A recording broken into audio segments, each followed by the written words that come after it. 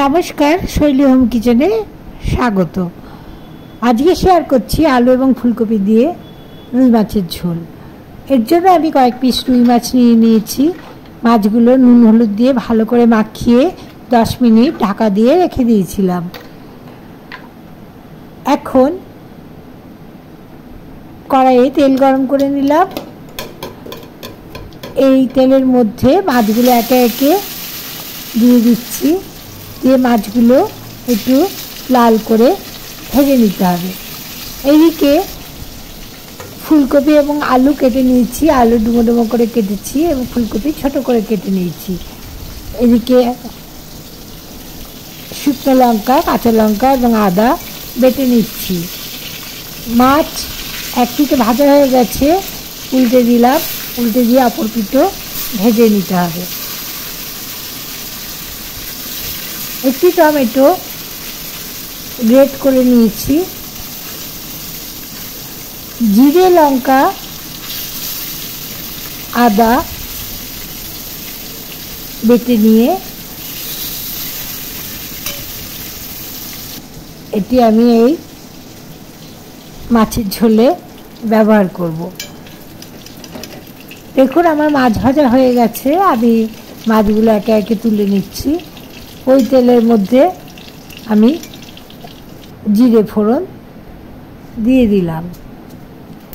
জিরে ভেজে নিয়ে এর মধ্যে কেটে রাখা আলু এবং ফুলকপিগুলো দিয়ে দিলাম। আলু ফুলকপি একটু খুব ভালো করে ভেজে নিলাম। দেখুন আমি টমেটো গ্রেট করে নিয়েছি এবং জিরে, লঙ্কা, আদা বেটে নিয়েছি। আলু ফুলকপি ভেজে নিয়ে এর মধ্যে বেটে রাখা মশলাগুলো দিয়ে দিলাম।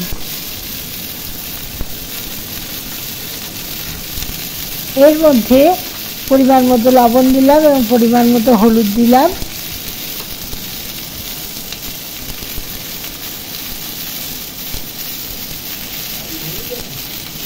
এখন একটু নাড়াচাড়া করে নিয়ে এর মধ্যে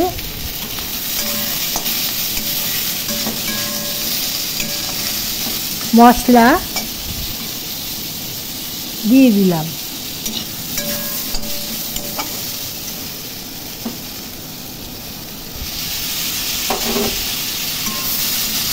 এখন অল্প জল দিয়ে বারবার করে নেড়ে নেড়ে এই মশলা কষিয়ে নিতে হবে।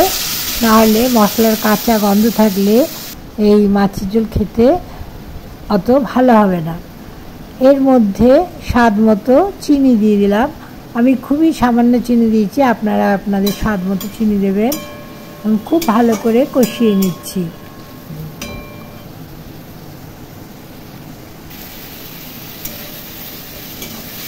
কষানোর সময় অবশ্যই অল্প অল্প জল দিতে হবে, নাহলে মশলা নিচে পুড়ে যাবে। কষানো হয়ে গেছে। এখন এর মধ্যে আমি উষ্ণ গরম জল দিয়ে দিলাম।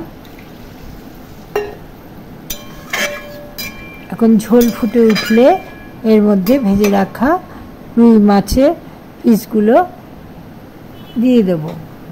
দেখুন ঝোল আমার ফুটে উঠেছে, আলুও সিদ্ধ হয়ে গেছে। এখন ভাজা মাছগুলো এর মধ্যে দিয়ে দেবো।